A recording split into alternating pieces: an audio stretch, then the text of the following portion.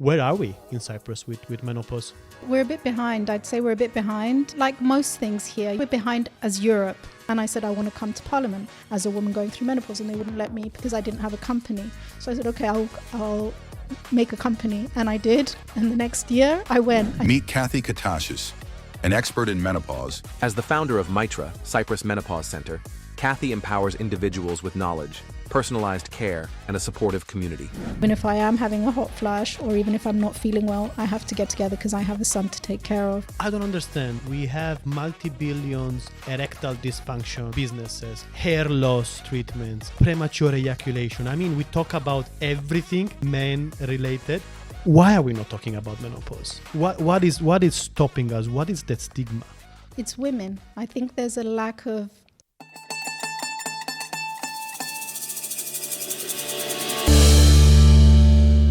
Hello. Welcome to another episode of Made in Cyprus, big business stories from a tiny island, or MITRA. Today with me we have Kathy Kattashis.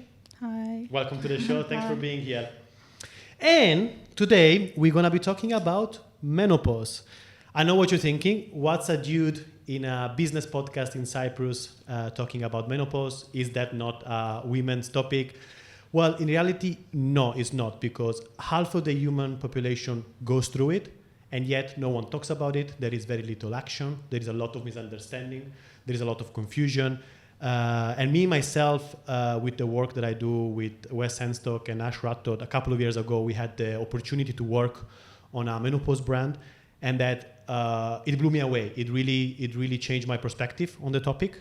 I realized how ignorant I was. I realized how biased I was on the topic. So when I saw Kathy and your work that you do with the Cyprus Menopause Center and you being a menopause coach, I reached out immediately because I wanted to see what is the situation in Cyprus. And because I went through a personal journey that got me into a realization of the topic, I wanted to see where we are. Where are we in Cyprus with menopause? Well, we're a bit behind. I'd say we're a bit behind. Like most things here, I think it takes time. I think we're behind as Europe. Europe hasn't got any specific directives around menopause. It's been mentioned once in Parliament. There's been an answer and a reply that we understand that it can become a massive workplace issue. We already know that women at work, they're coming back into the workforce a lot more. They're working until much later.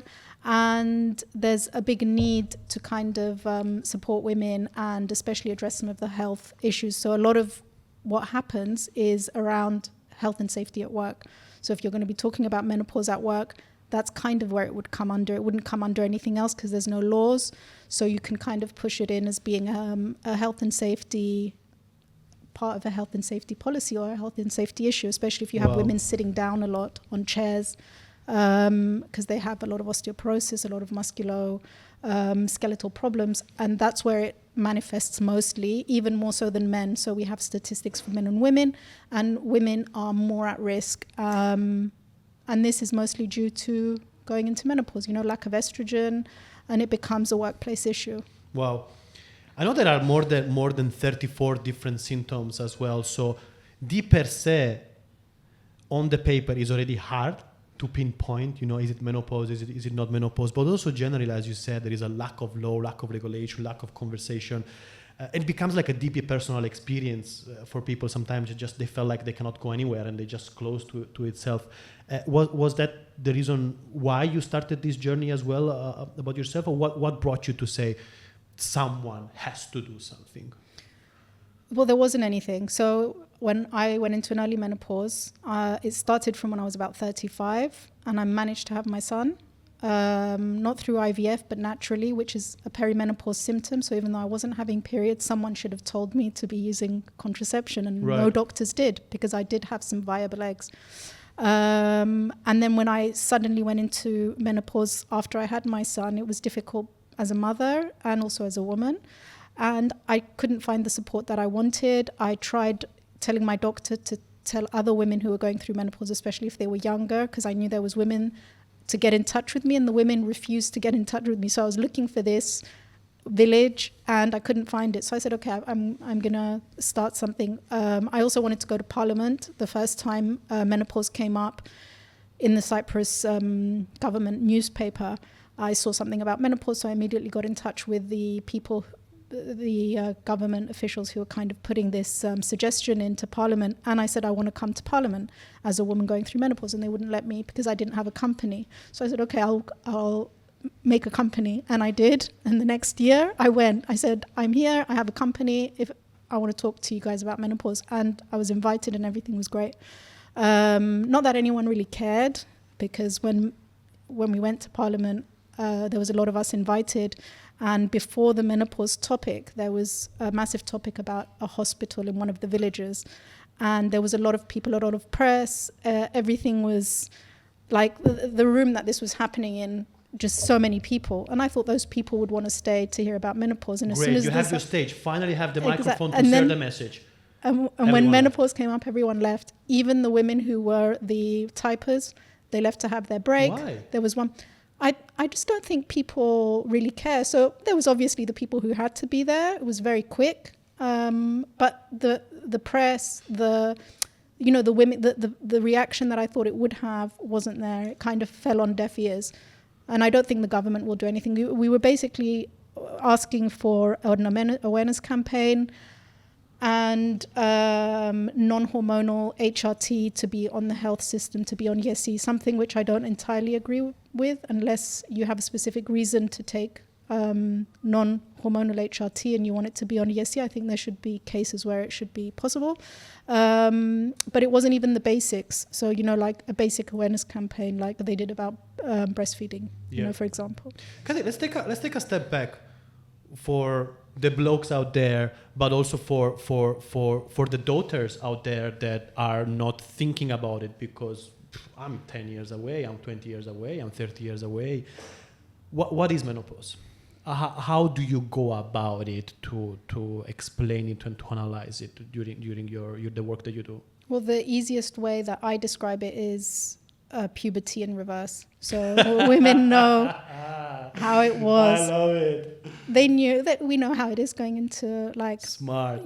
Puberty. So it's exactly the same thing, but it's in reverse. But you've got the hormones. So women are going to go through 3 major hormonal changes when they hit puberty, if they get pregnant and have a child through pregnancy and postpartum, and in menopause. So these are 3 major life events for women.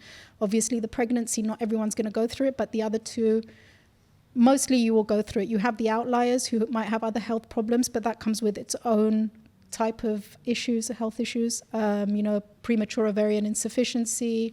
There could be surgical menopauses, chemical menopauses if you're having hysterectomies, or if you have cancer, which is hormone related and you need to have chemotherapy. So there's so many ways that women can get to menopause, yet it's never spoken about, or it's never kind of discussed. It's not discussed in schools. I don't remember doing it in school, and I was in a private school in Cyprus, but I don't think we went through it in biology. So how will women know? I don't understand. We have multi-billions erectile dysfunction businesses, hair loss treatments, premature ejaculation. I mean, we talk about everything men related, even the things that 20 years ago would have been unthinkable to be advertised during a football match. Why are we not talking about menopause? What is stopping us? What is the stigma? It's women. I think there's a lack of... It's first of all, that women were always left out of medical research. So up until the 1990s, women weren't required to be in medical research. So if something as simple as a Panadol goes into market, they will predominantly test that on men.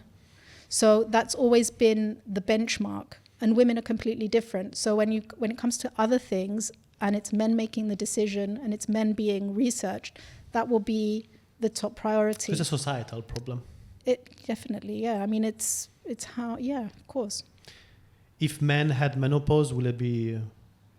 We'd have a Netflix documentary. It's coming. It would be there. It's coming. This Made in Cyprus. We're gonna do a documentary about it. And what's the work that everyone can do then? So what do you think are the steps, and what are you also, or the people in the world trying to make a change in it, doing it? What do you think is effective? What should we be doing? I think the first thing that women need is research. So it's an under-researched subject medically. We don't know enough about it. We don't know enough about it. No. And there's like a doctor recently started scanning women's brains in menopause. Women's brains were never scanned before. They were never taken into consideration. And this is 2025. And we're in 2025. I think she started it maybe 2 years ago. We are taking people on the space for tourism. Yes, exactly. But we haven't got women in this field researched. I think there's a lot of research into endometriosis. In the US, menopause doesn't exist as a classification in research. So when they're going to research something, there isn't a marker to say that this research is done on menopause. So it's difficult to quantify. They have endometriosis, they have other problems that women might have. But if you want to see because I've been researching it myself to see what research is out there, and I keep coming back with, I need to go and check every study done on women and see whether there's a section on menopause. I can't find a specific study on menopause. It's not categorized properly. Exactly. It doesn't exist as a category. So they're trying to pass that into Parliament to make it exist so that researchers can have it. We have a lot happening in the UK. I sent this to you today. The Bioethics Committee of Cyprus has approved MITRA's research for Cyprus, so we're just checking. Thank you. We're just checking out what do women know, how old are they, where did they get their information from, when did they first, just basic things. We're starting with the basics with a doctor in the UK. I can't believe we're this behind. Yes, of course. Yeah. It's fascinating. And you mentioned UK. So the project I was working on, this menopause supplement, was like 2 years ago in the UK. Yeah, and you're right. In the UK, there is advertisement, there is media. I've seen advertisement on the stop sign. So the conversation slowly is poking in. And we're thinking about a quite progressive culture, UK, right? So, these guys invented rock and roll and the punk, and they were the number one in all this big cultural movement, and they are just starting now with it. Yeah. Fascinating. Yeah. And why is it not a women's only topic? Because it affects everyone. It'll affect the husband, because it's going to happen to their wife, families, it's going to affect daughters, it's going to affect the family structure, it's going to affect men we work with, it's going to affect, it affects everything.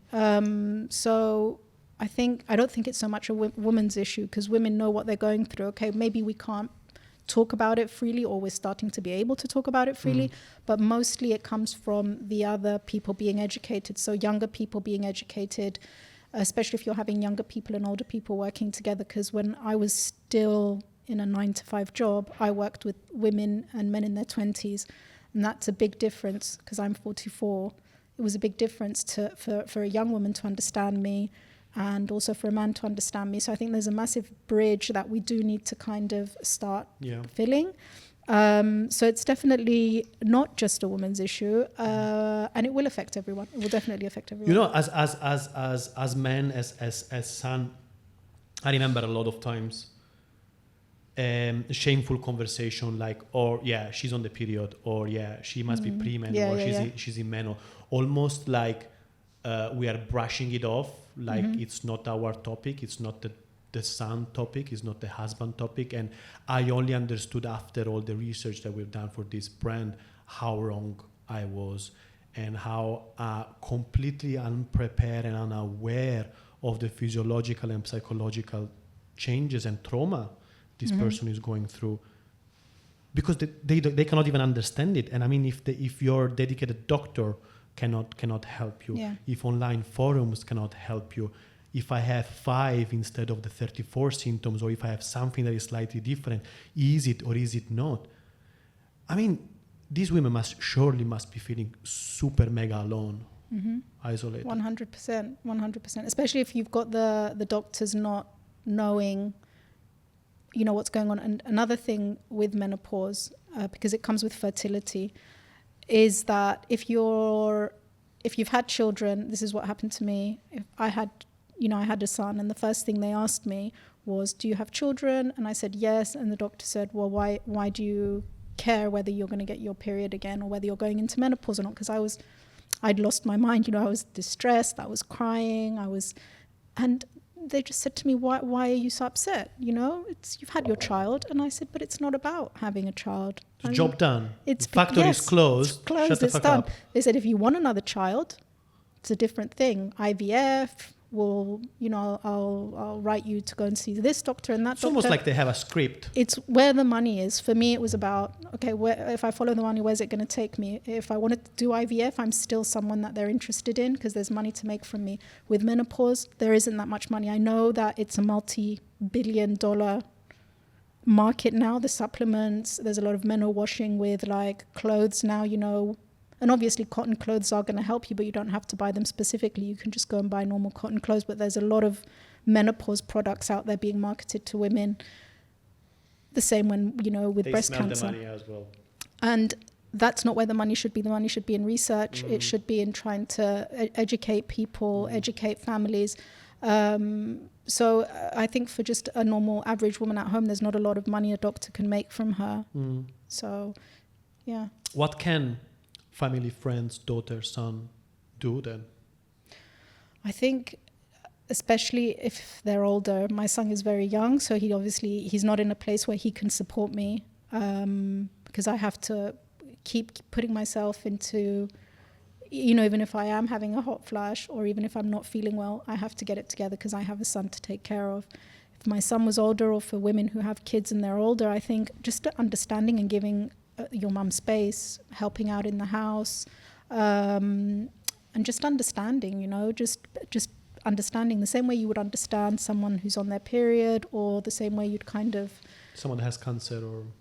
Exactly. I mean, I know that's a bit different, but I think it's just about knowing that that's where that person is, and the things that, you know, if you have brain fog, or if you have a bit of, you know, your mind's not as clear as it should be, or you hadn't slept the night before, and, you know, it's about helping out, you know, especially if you're in a traditional couple and you have a partner and you're looking after the kids, maybe he can look after them, or wake up or get up and do the school run, give you a chance to kind of recover in the morning. So I just think it's just about basic things and about being empathetic. Why can't we empathize with someone else? Because as women, I think we know how to empathize with men, with our children. We always accommodate other people's emotions. And then when it comes to us kind of reacting or being angry or having a hot flash or being moody or not wanting to have sex, it's a problem, you know, and it's like no one can understand it. Just give that person some space the same way they give you space. Yeah. And do women talk between each other on this? How's the more direct, immediate peer support? Let's say, is it happening? Is it a conversation, or is taboo?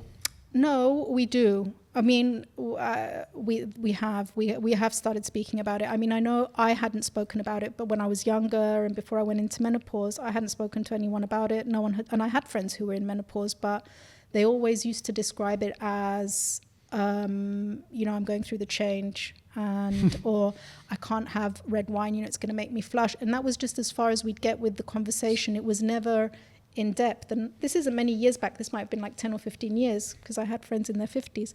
I'm thinking, now those poor, you know, why didn't they just say it? Because I'm very vocal, you know, I talk about it and I always open up. And if I get hot, I'll take something off and I'll say, you know what, I'm going through a hot flush, let me go through it. But they've started to do that. They've definitely started to do that. And we've got I did the first Menopause Cafe in Nicosia, which is a worldwide kind of initiative. It's like a franchise.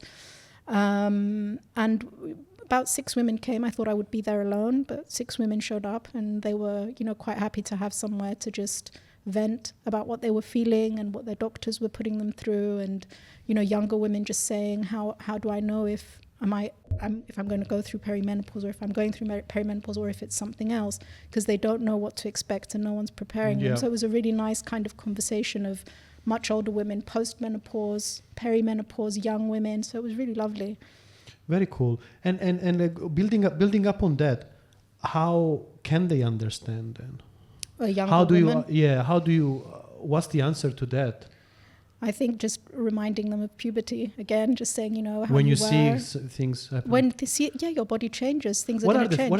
What are the most common changes? The first change would be your period. So your cycle will start to change. It's either going to be a lot more frequent, and heavier, or it's going to start spacing out. So any changes you see and is that could kind be of perimenopause. Perimenopause. So that would be the number one, I think, that all women kind of, we track our periods. If you start seeing changes, then that's probably you going into perimenopause, and you can be in perimenopause from 7 to 10 years. So it's a really big chunk of time. Post-menopause, I think, is okay because your hormones are kind of in homeostasis, whereas beforehand, if they're up and down all the time for 7 to 10 years, it's a really long time to be in a disruption. Is it that much that it lasts then? Yeah. Well, look, they say between 7 and 10. Some women don't feel anything. You have women who don't feel anything, and that's great. And then you have women who have all of the symptoms. So I think it depends. Why? But it's also, from the clinical perspective, it's also really hard to pinpoint because there is a multitude of different symptoms that can happen. It feels like that it varies massively from person to person. Yeah, it does. I think there is a really big issue in trying to pinpoint whether it is perimenopause or menopause, but that's where age comes into it. So your doctor needs to take into account your age. This is also why we need to have statistics in Cyprus and in Europe, because we know statistics from the UK. So if the UK is going into menopause at around 51, then the doctors have gauged that 10 years before that, so in their early 40s, they might start going through perimenopause. And if you're 45 and over, you don't need blood tests to confirm you're in perimenopause. It's a given that you are. If you're under 45 and you present with symptoms, a doctor will prescribe blood tests. And we haven't got any of these statistics in Cyprus. So it's a really massive grey line when you're presenting with symptoms. Am I at the age? Am I not at the age? Is it perimenopause? They don't know. Doctors don't know that they should be giving you blood tests. So I had to ask for my blood tests consistently and beg for them, because the doctors just said, just wait for your period to come. And I kept saying, but I haven't got the luxury of waiting because I have a child and I'm losing my mind. I want these tests now. And this is because I'd read the research and I was like following all of the doctors in the UK. So when I had my blood tests, my progesterone level, my FSH was very elevated, and the doctor said, okay, this is a red flag, let's do it again in 2 months. But they wouldn't have given me that blood test if I hadn't begged for it. Yeah. So this is where the problem is. And once you know where your body is and where your hormones are, then you have a starting place to move from, and as a person and medically, do I want to take hormone replacement therapy or do I not want to take hormone replacement therapy? How old am I? How many years am I going to live? Especially me, because I was younger, that was an extra 10 years living in, without estrogen or progesterone. So it really... What drove your decision then? What path did you choose? I took HRT. I can't live without HRT. For me, it's been a lifesaver, and it really gave me my life back, especially in terms of my son, just being able to play with him, get up in the mornings, be joyful, because I was really flat. I was like in this state of complete flatness. I can't describe it I didn't have any happiness. I didn't have any Which sadness. Is a big contrast from how you were before. Yeah, of course. Yeah. But I knew there was something wrong with me. I could tell there was something wrong with me. My body changed, my skin changed, my hair changed.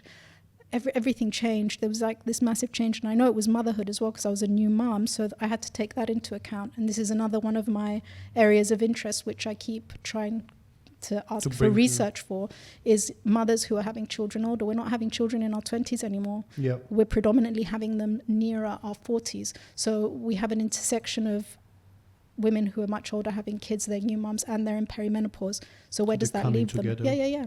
And, I have those women calling me. There's not many, but there's quite a few moms. And what was your relationship with aging before and what it became now? I think I was always scared of aging. Even when you're young, I think it's something that we have as women, because we always want to be young. I think we're in kind of a denial that we're getting older, but for me, it was fine. I mean, when I went into menopause, I think the biggest shock was not being able to reproduce, and that was what society expected of me, was to reproduce. That was my value as a woman, was tied to it is though, especially in Cyprus, this is tied very much to your self-worth. And I just find it like a big shock. When you say something like this, the first thing I can think of is a bakery. Yes. It's an oven. Yes, and what are we producing? But this is what but this, because we live, even the laws in Cyprus are very patriarchal. It's not even society, it's the laws, it's the church, it's the society, it's everywhere. So when someone tells you you can't produce anymore, you can't have kids anymore, your ovaries aren't working as they are, then immediately you get all these images of what older women are and what menopause is. And what image do you have when you think about menopause? You think about an older woman, white hair, Grey, really old, very brittle.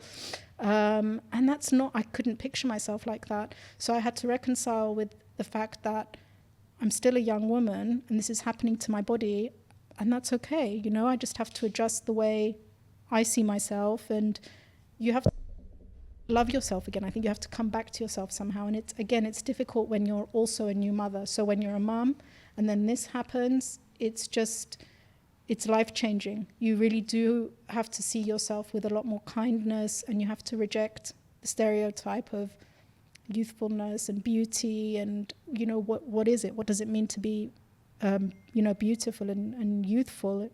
You can be 90 and you can be youthful. So I had to reject that notion. And I think I rejected a lot of these kind of, I always, like how they talk about the cycle, the moon cycle, and then women syncing, their menstrual cycle with the moon and the earth and all this. And that left me feeling like I was left out of that conversation. So again, I felt, okay, so if women haven't got this menstrual cycle and I haven't got that to live by anymore, what do I live by? What's my rhythm? What's my new ritual as a woman? Because I've been living this month to month, this cycle. And you have to just readjust that and think to yourself, okay, is it going to be a yearly thing? Is it going to be a daily thing? Do I find my own thing? Where is it coming? Where is it coming from? Because you need something. You need to sync with something, It's like a routine. It's like a routine. It's it's like a ritual. So, you really have to change a lot. And I think that's where women lack the support, that they don't know, where do I go from here? Where do I go? Do I not even about HRT or not HRT, but about everything else, where's your place in society? Do you feel at peace now? I do, but it took a really long time to feel at peace. Years, and even until recently, I didn't feel at peace. I mean, it's hard because your HRT needs adjusting all the time. So it's a constant back and forth with doctors about whether, is this okay, isn't it okay? And a lot of health problems that you might not think are health problems because you look okay on the outside. So I have osteopenia, which is like just before osteoporosis, and in my spine. And it's happened like a few years ago. So you start thinking, okay, what do I need to do to really take care of myself and make sure I'm okay? Your muscles, your musculoskeletal system completely goes to shit. So you've got to really be on top of weight training. You need to really take into account what are the things that might not be hot flushes, but that are other things that I really need to look after myself for, because I don't want to be with a walking stick when I'm 80. Yeah, and this is predominantly business podcast, right? So we talked about the business journeys and the importance of coming together and sharing to help to rebrand Cyprus and help to push Cyprus forward. How does menopause sit into the C-suite, or how does it sit into work then? What's the weight of menopause attached to work? Well, first and foremost, I think it's a workplace issue. It's a big workplace issue because women are going back into the workforce, or they're leaving the workforce if they're not supported, because we have what we call the sandwich generation of women having kids and also having elderly parents, and they're stuck in the middle of trying to balance these two. So how do we support women and keep them in the workforce? Because they're a really they're an integral part of the workforce. I've seen women, I've seen business women, and because we work for me, the patriarchal system is like in the workplace as well. Everything's structured around how men work. Especially in Cyprus. I think you mentioned patriarchal system, you mentioned the church, you mentioned, in my mind, all those topics that are keeping us 10 years behind. Mm-hmm. Change happening in Cyprus, but it's already kind of old talk in the northern Europe. Yeah. What would you do to change? I mean, I think the question is more for a man. So what do you think you would do to change this kind of system that women have to work in, especially in Cyprus. I knew nothing about it, right? Like I stumbled upon menopause when I was 33, and I think that was already too late to understand my mom going through. And when, I had like in the movies, the flashback. My mom overheating or changing the mood and seeing the changes, when I learned the research, when I learned about sons and daughters and husbands and women going through it, I just had this flashback of how a shit of a son I was because I had zero understanding. It's not an excuse, but no one bloody talks about it, We understand that women bleed once a month, and that's about it, right? And that's it. It's not our problem, it's their problem. Once a month, they go cuckoo, and that we stay as far away as possible. That's how boys think. But boys talk like this because also when boys are going through something, the first thing that your friend will do is man up. But what the fuck does man up mean? Is that so you don't show your emotions? Correct. Okay. So only recently we're talking about anxiety, we're talking about men's suicide, we're talking about these issues, and I think menopause is another of these that just needs to be talked. That's why I wanted to to have this conversation, because even this 40 minutes podcast, it might inspire someone to take action, to support what you do. And I think it's the government responsibility to talk about this. It's a school responsibility. Yeah, 100%. 100%. They do. I mean, it's in the articles of association that I wrote for MITRA as a company. It's, education in schools. That's what I want. That's what the vision is, right? Is to change things in the schools. Because when you want to teach recycling to your mom and father or to the elderly, you actually teach it in the schools, because the kids have the most power to go back home and actually pass it over to the older generation. And I think that bridge between schools and parents, I think that's the most important thing. Tell me the work about MITRA. What do you do? Tell me a bit more about those pillars. What are the activities you do? So I also want to connect you with people that might be able to support you. Well, MITRA is basically, one of the pillars is education, massive education, especially in schools, but also of men. It's a lot of around workplace, so supporting workplaces to implement policies. There's a lot about affecting European policy as well, which is why we applied and we won our first Erasmus project with the EU, and that's for menopause in the workplace. It's a very small project with not a, hasn't got a massive budget, but it's given me something that I can now create a toolkit that any company in the EU can kind of look at. But it's not so simple. I think it needs to be seen on an industry level. So every industry is different, and every industry needs to see how it needs to support its female workforce. And also another thing that MITRA is very pro is that there's people who don't identify as women who have wombs, so that were assigned female at birth, and they need to understand this demographic of people who will go through menopause. So that's the first thing. And then I think each company has a responsibility to ask its female staff what they need, because if we don't ask our staff what they need, then how are we gonna, even if I go into a workplace, there's only so much I can do if I'm not listening to the staff. So for me, that's really important, is talking to staff.